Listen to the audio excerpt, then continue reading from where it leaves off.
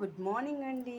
ఇవాళ మనము గోబీ పరాటా చేద్దాం. ముందుగా దీనికోసం మనం పిండిని మంచిగా జల్లించుకొని పిండిని వాటర్ వేసి గట్టిగా తడపాలండి. ఎందుకంటే గోబీలు స్టఫింగ్ పెడతాం కదా, స్టఫింగ్ బయటికి రాకుండా ఉండాలంటే పిండి అనేది ఎప్పుడైనా గట్టిగా తడిపి పక్కన పెట్టుకోవాలండి. కొద్దిసేపు పిండి మిక్స్ చేసి పెడదాం. గోబీని మనము వేడి నీళ్ళలో వేసుకొని మొత్తం క్లీన్ చేసి పెట్టుకున్నామండి, నీట్గా కడిగి. ఇప్పుడు దీన్ని మనము మొత్తము తురుమాలండి. మంచిగా మొత్తం తురిమితే అప్పుడు మనకి స్టఫింగ్ మంచిగా వస్తుంది.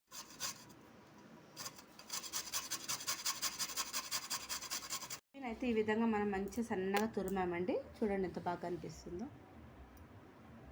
చూడండి మంచిగా తురిమాం కదా. ఇప్పుడు ఇందులో నుంచి వాటర్ అనేది రిలీజ్ అవుతుందండి. ఆ వాటర్ని మనం తీసేసేయాలి ఫస్ట్, ఎందుకంటే మళ్ళీ పిండిలో పెట్టేసరికి మొత్తం లిక్విడ్ అవుతుంది. వాటర్ని మనము ఒక దాంట్లో తీసేసి ఇందులో మనం అన్నీ వేసుకుందాం. వాటర్ అనేది మనం ఇలా చేత్తోనే ఇలా పిండితే వస్తుందండి. చూడండి ఇట్లా మొత్తం వాటర్ని తీసేసేయాలి మనము. వాటర్ అంటే ఇలా వచ్చేస్తుందండి. వాటర్ అనేది తీసి పడేసేయాలి. ఇప్పుడు ఇందులో మనము ఉప్పు కారం అన్నీ వేసుకోవాలి. ఉప్పు ఏంటంటే నేను పిండిలో కూడా వేయలేదు, ఎందుకంటే ఇందులో వేసి అందులో వేస్తే ఎక్కువ అవుతుందని పిండిలో వేయకుండానే పిసికాను. ఇది చేయంగానే మనం ఇమ్మీడియట్గా మనం చపాతీ అనేది స్టార్ట్ చేసేయాలండి. ఎందుకంటే మళ్ళీ ఇలానే పెట్టేసామనుకోండి మళ్ళీ వాటర్ అనేది వచ్చేస్తుంది. ఇమ్మీడియట్గా చేసేయాలి. ఉప్పు తగినంత, కారం కొంచెం వేస్తున్నాను, ఎందుకంటే పచ్చిమిర్చి వేస్తున్నాను కొన్ని, 2 పచ్చిమిరపకాయలండి. అలాగే కరివేపాకు,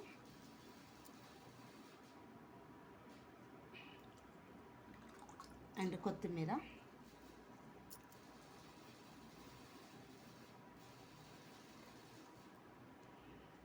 కొంచెం చాట్ మసాలా ఉంటే వేసుకోండి. చాట్ మసాలా నేనైతే కొంచెం ధనియాల పొడి వేస్తున్నానండి. చాట్ మసాలా ఉంటే చాట్ మసాలా వేసుకుంటే బాగుంటుంది పుల్ల పుల్లగా. నిమ్మకాయ ఉన్న నిమ్మకాయ వేసుకోవచ్చండి.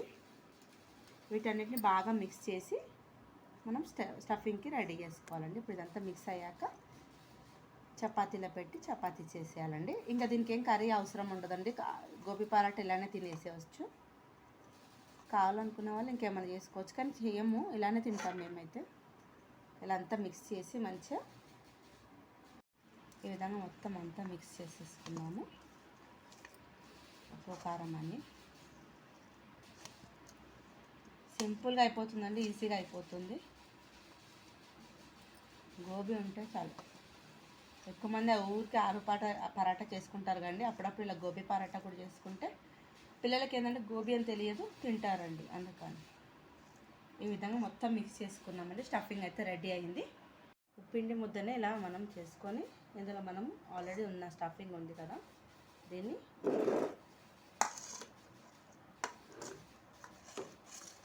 ఇందులో పెట్టుకోవాలి. నిమ్మకాయ ఉంటే నిమ్మకాయ రసం కూడా వేసుకోండి. నేను ఎందుకు వేయట్లేదంటే అది మళ్ళీ వాటర్ వేస్తే మరి తేమగా అయిపోతుంది కాబట్టి నేను వేయలేదు. దీన్ని మంచి క్లోజ్ చేసుకోవాలి. క్లోజ్ చేసుకొని మెల్లిగా చేసుకోవాలండి. స్టఫింగ్ అనేది బయటికి రాకుండా సమానంగా నిదానంగా చేసుకోవాలి.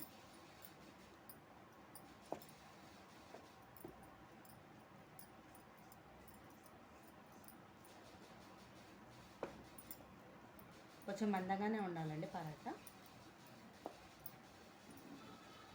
ఈ విధంగా స్టఫింగ్ అనేది బయటికి రాకుండా 2 వైపులా మనము చేసుకోవాలండి. చేసి మంచిగా కాల్చుకోవాలి. 2 వైపులా ఇలా స్టఫింగ్ బయటికి రాకుండా చేసాము. స్టవ్ మీద వేయాలండి. ఇది ఐరన్ పెంక్ అండి, నాది చేపించాము ఈ పెంకని. ఫస్ట్ ఇందులో కొంచెం ఆయిల్ వేద్దాం. కింద నెయ్యితో కూడా కాల్చుకోవచ్చండి, కానీ మా ఇంట్లో నెయ్యి పెద్దగా ఎవరు తినరు, అందుకని నేను నెయ్యి వేయట్లేదు. పరాటా మెల్లిగా వేసుకోవాలి, ఎందుకంటే ఊడిపోతుంది. చిన్న మంటలో కాల్చాలండి, ఎందుకంటే లోపల గోబీ అనేది ఉడకాలి కదా, అందుకని చిన్న మంటలో 5 to 10 minutes కాల్చాలి. ఒక సైడ్ ఇప్పుడు కాలిందండి. ఇప్పుడు ఇంకో సైడ్ తిప్పుకుందాము. మెల్లిగా టర్న్ చేసుకుందాం. లైట్గా ఆయిల్ వేస్తున్నా, ఎక్కువ వేయట్లేదు. నెయ్యి వేస్తే టేస్ట్ బాగుంటుందండి, మీరు కావాలంటే నెయ్యి వేసుకోండి. ఇలా 2 వైపులా మంచిగా కాల్చుకుంటే గోబీ పరాటా అయితే బాగుంటుందండి, హెల్త్కి కూడా మంచిది. ఈ విధంగా అప్పుడప్పుడైనా చేసుకోండి.